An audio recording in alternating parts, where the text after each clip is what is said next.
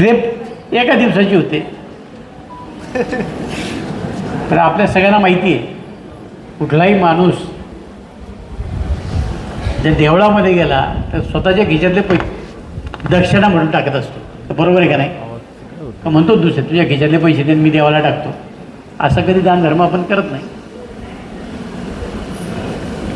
देवाला जात असताना सुद्धा स्वतःच्या पैशाने जर गेलं तर देव आपली वाट पाहतो.